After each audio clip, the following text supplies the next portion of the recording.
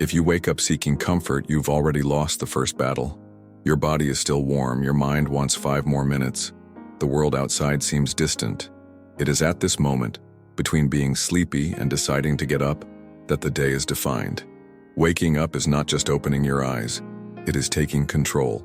The first action of the day defines who is in charge, your will or your inertia. Those who understand this transform waking up into a ritual of strength, not a sequence of automatic acts. And here comes the main point. You don't need a beautiful morning routine. You need one that hurts. If this topic makes sense to you, subscribe to the channel and turn on notifications so you don't miss the next videos. Nietzsche said that a strong man is one who can bear the truth, and the first truth of the day is uncomfortable. You are alone with your mind. No distractions, no applause, no masks. Just you and the responsibility to move. That's why waking up needs to be a training ground. In just 15 minutes, you can defeat your first enemy: passivity, movement, silence, writing. 3 elements that throw you right into the center of discomfort but activate the most important muscle, the will. Physical movement, even minimal, breaks the sluggishness of the body. The body in action pushes the mind into the present. Total silence. No cell phone, no music, no voices, forces you to listen to the internal chaos and begin to organize it. And finally, writing. The act of confronting your own thoughts on paper, without filters, without lies, without hiding.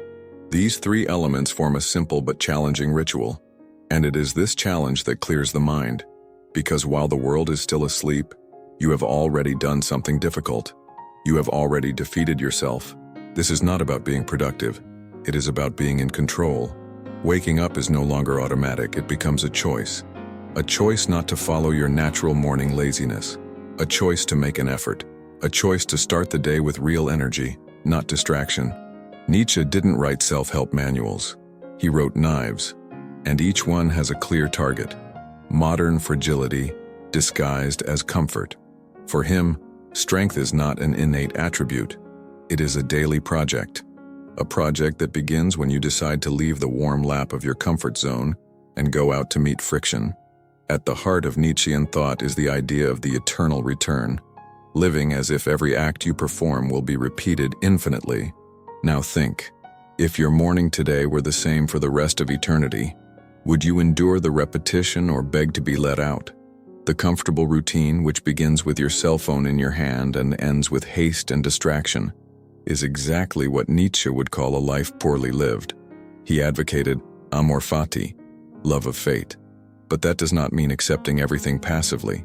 It means taking responsibility for every choice, even the simplest. How you wake up. At this point, morning discomfort ceases to be a technique and becomes a philosophical statement. It is a silent declaration. I do not run away from myself.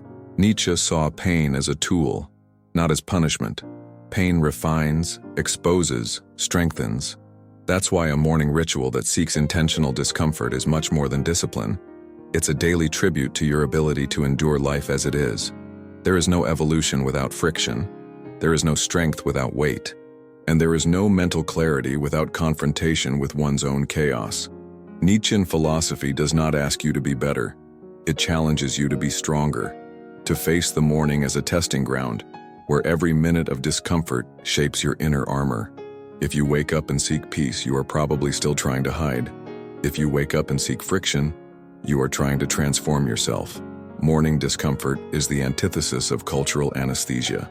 It is your silent cry against a society that teaches you to soften everything, including your very existence. Most people wake up as if nothing is at stake, but it is. The first minute after opening your eyes is a front line. On one side, the will to act. On the other, the temptation of comfort. Those who don't realize this have already lost. Waking up is not a neutral moment. It is an invisible war zone. Your body is still stuck in sleep. Your mind wants to escape to autopilot. And that is when the real fight begins. It's not about beating the world, not yet. It's about beating the urge to stay small. The bed, which welcomed sleep, becomes a symbol of morning surrender. Getting up, then, becomes an act of rebellion, a refusal to return to the womb of comfort. The hesitation many feel when waking up is not laziness. It is internal resistance. It is the echo of a psyche that fears the weight of responsibility. The battlefield is in the small details. The body that hesitates to move. The mind that begs for distraction. The finger that slides to the snooze button. Each of these gestures seems insignificant, but they form a pattern that replicates itself in bigger decisions throughout the day. Those who give in the morning tend to give in throughout the day. Those who master the beginning tend to lead the rest. Waking up strong is more than discipline. It's self-affirmation. It's declaring that you have agency, that you're in charge even in the face of inertia, and that dominance isn't built with motivational phrases. It's forged in discomfort, in quick decisions, in the sharp cut between sleep and action. When you treat waking up as a battle, you start to see the day as conquerable territory. Every minute after you get up is no longer random, but strategic. And here's the tension. The way you wake up reveals how much you are willing to fight for yourself. The body is the trigger. The mind follows. Those who wait to be mentally ready to act are operating backwards. Physical movement is the first command that breaks the morning inertia. It does not require motivation. It requires decision. Upon waking, the nervous system is still in a state of lethargy. Blood circulates slowly. The mind is foggy. But when the body moves, even minimally, something lights up. It's like flipping an internal switch that turns on a state of readiness. It's not about working out or doing morning yoga for aesthetics or trends. It's a symbolic gesture. I move before the world moves me. Stretching, standing up with precision, activating your own body weight with intention. Small acts that awaken a sense of presence that no coffee can deliver. Movement breaks passivity. When you move intentionally in the first 5 minutes of the day, you are telling your brain, we are not here to survive, we are here to conquer. This changes your chemistry. Dopamine, focus, alertness. Your physiology changes and your psychology follows. What's more, morning movement connects you to what is real. While everything is still quiet, your body becomes your anchor. It's impossible to be distracted when you feel your muscles reacting, your lungs expanding, sweat breaking out.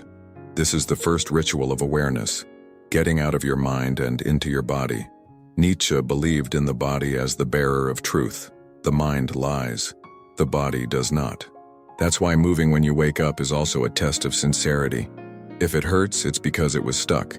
If it resists, it's because it needed to be confronted. And this physical discomfort is actually a portal. It pulls you out of sleep, out of torpor, out of escape, and throws you into the now, with brutality and clarity. While many are still sleeping with their eyes open, those who move their bodies with intention have already begun to operate on another level. Few things are more uncomfortable than total silence. No music, no notifications, no voices. Just you and the noise inside you. The second step is silence. It is in this sonic void that most people try to escape, because silence lays everything bare. It shows your thoughts in their raw, disorganized, noisy form. The mind, without distractions, becomes a cloudy mirror where everything that has been pushed under the rug reappears. But that is precisely why morning silence is a philosophical weapon. It is not for relaxation. It is for revelation. It exposes automatic mental patterns, fear, guilt, distraction, haste. And it is only when you observe all of this without anesthesia that you truly begin to become aware. Nietzsche wrote, "The greatness of man lies in being a bridge, not an end." The silence of the morning forces you to cross that bridge between what you appear to be and what is really going on inside. Without external noise, your social mask falls away.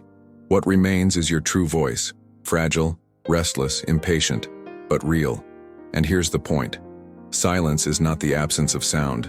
It is the total presence of yourself. It is a place where everything echoes, where no lie can survive, where every thought is heard too loudly to be ignored. And that's why so many run away. Music, social media, podcasts, everything becomes a distraction disguised as stimulation. But those who can handle silence in the morning can handle difficult decisions throughout the rest of the day, because they've already faced the loudest noise, the noise inside. Imposed stillness is emotional endurance training. It's looking at chaos and not running away. It's observing without interfering. It's listening without defending yourself. This is the moment when you separate yourself from those who react automatically. You start the day not as a consumer of content, but as an observer of yourself. And this position, that of silent witness, is where real control is born. The question that remains is straightforward. Can you be alone with your thoughts for 5 minutes? Or do you need to escape from yourself every morning? The third step in Nietzsche's morning routine is writing. Writing when you wake up is not art. It is cleansing. It is not to create something beautiful. It is to remove what is dirty, loose, hidden. When you wake up, your mind is still carrying fragments of the unconscious. Confused dreams, subtle anxieties, unprocessed pressures. If you don't clean that up, you carry the garbage with you for the whole day. Morning writing is the ritual of emptying before you start building. 3 raw pages. No filter, no editing, no intention of showing anyone. Write as if you are bleeding. As if you need to spit out your thoughts before they solidify into beliefs. That is where the power lies. When you write what you are afraid to think, you free yourself from the illusion of control. Nietzsche wrote, "The most deceitful word is I." And that is precisely why writing is an act of courage. You will find that I, contradicting itself, sabotaging itself, hiding in writing. And that hurts. But it also clarifies. Writing upon waking is a form of psychoanalysis without a therapist. You pour the stream of consciousness onto paper, without judgment, without structure, without shame. The result? A map of what is really occupying you. Not what you say to others, but what you try to avoid within yourself. This type of writing is not productive. It is surgical. You see repetitive patterns, recycled fears, destructive internal dialogues, and only by seeing them can you intervene. Because what is not named dominates you from the shadows. Writing every day right after waking up is a brutal way to keep your mind clear. Not positive, not optimistic, but clear. You remove the excess, the noise, the lies, and you are left with what matters. Lucidity, intention, focus. It is in this silent act of exercising words that you begin to become the author of your own mind, instead of its hostage. So the question is this: do you have the courage to face in writing the chaos that you silently carry around with you every day? The discomfort of the beginning is a filter. It separates the merely curious from the committed. And when it comes to conscious awakening, discomfort is not an obstacle. It is a sign that you are on the right path. The truth is simple. Everything that is transformative begins with repulsion. Getting up off the cold floor, facing brutal silence, writing without a mask. None of this is comfortable. But that's where the gold lies, in the friction. Because where there is friction, there is friction. And where there is friction, there are sparks. And all clarity begins with a spark. Those who seek comfort too soon miss the chance to find clarity. The pain of the beginning is like the bitterness of the first bite of a powerful fruit. It's not immediate pleasure. It's cleansing, purification, detoxification. Do you feel resistance? Great. That means something is being broken. Nietzsche said that those who have a why can handle any how. And by submitting yourself to the morning ritual of discomfort, you begin to access that why without needing ready-made phrases. You don't read motivation. You feel purpose emerging from the chaos you had the courage to go through. What seemed like pain becomes direction. What seemed uncomfortable becomes focus. And what seemed unbearable becomes part of you. The clarity that comes after effort is different from easy clarity. It doesn't come from outside. It doesn't come from motivational videos or pretty phrases. It comes from a sweaty body, from a mind observed in silence, from a confession written at 6 a.m. It is earned, and because of that, it is not easily lost. When you go through 15 minutes of real friction early in the morning, you no longer need formulas to get organized. You become more selective, more present, more in control of your own attention, because you started the day doing something that no one can give you, facing yourself. There is a dangerous myth being sold, that of the perfect morning routine. Natural light, specialty coffee, a nice notebook, ambient music. But the truth is different. Real discipline is ugly. It's uncomfortable. It's lonely. And no one posts that on Instagram. Those who romanticize discipline have missed its essence. Discipline isn't about aesthetics. It's about endurance. It doesn't need to be beautiful. It needs to be firm. It doesn't need to be inspiring. It needs to be functional. The Nietzschean morning ritual is exactly that. An uncomfortable repetition, without applause, without novelty.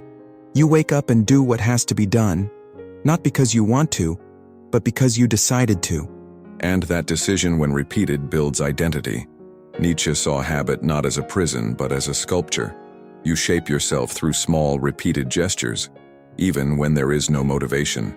Especially when there is no motivation. Morning discomfort offers no immediate reward. There is no easy dopamine. There is sweat, silence, and internal conflict. That's why it works. Because it's real. Because it breaks you where you need to be broken. True discipline is silent. It doesn't seek quick results. It seeks to forge consistency. And it is this consistency that gives you a brutal advantage over others. You don't depend on how you feel. You depend only on what you have decided. Those who seek glamour in their morning routine will give up on the third day. They will trade discomfort for distraction.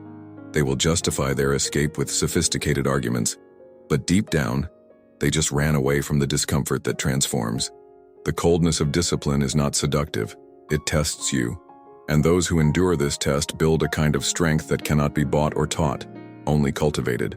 The routine of discomfort does not have to be pleasant. It has to be yours. And the simpler, the more solid, the more uncomfortable, the more revealing. You don't want a movie morning. You want a morning that makes you unbreakable.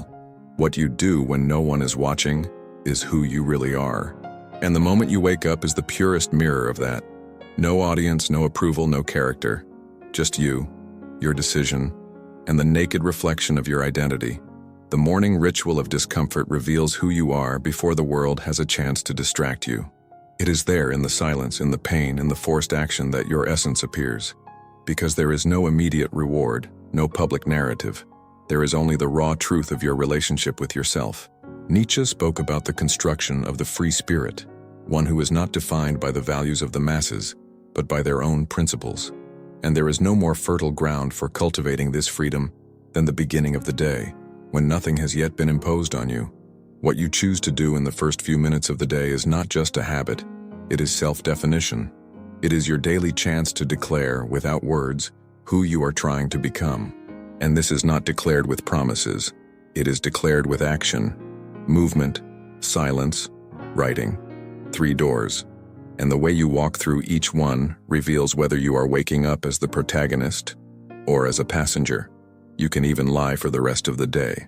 You can perform, you can pretend. But in the first moment of the morning, there is nowhere to hide. This micro-ritual, simple, repeated, brutal, acts as a lens. It shows whether you have inner control or whether you still live by your impulses. It shows whether you live by intention or by reaction. The big secret is that identity is not revealed in big moments. It reveals itself in hidden, silent, repeated gestures. It's easy to appear to be someone in public. It's hard to be someone in the dark. And if you really want to know yourself, stop watching yourself when you're being watched. Watch yourself when the world is still asleep. There you are. No script, no makeup, no excuses. The question now is definitive. What does your morning ritual say about who you really are? Nothing we've talked about so far is about productivity. It's about identity, about courage, about mastery. Waking up is the most underrated gateway to modern life. While everyone is looking for shortcuts, the real turning point is right there. In the quiet discomfort of the first decisions of the day, you choose to move or remain inert. You choose silence or distraction. You choose the raw truth or the comfortable lie. These choices seem small, but they are tectonic, because every morning is a mirror, and few have the courage to face their own reflection without a mask. Nietzsche did not preach strength as appearance. He preached strength as a consequence of inner struggle, and that struggle begins early, without witnesses, without a pat on the back. Waking up and choosing discomfort is a daily way of declaring, I am willing to build myself. This 15-minute routine, movement, silence, writing, is not magic. It is brutal, raw, and simple, but that is exactly why it works, because it requires a presence that the rest of the day tries to dilute. By repeating this ritual, you are not just starting your day, you are forging character. You are cultivating a clarity that only comes after pain. You are training the most important muscle of all, that of conscious will. And every morning you choose the harder path. You separate yourself, in silence, from the crowd that lives anesthetized. You move closer to a life that doesn't depend on external factors to make sense. If this content made sense to you, like the video and subscribe to the channel. And share in the comments. How do you start your day? And why?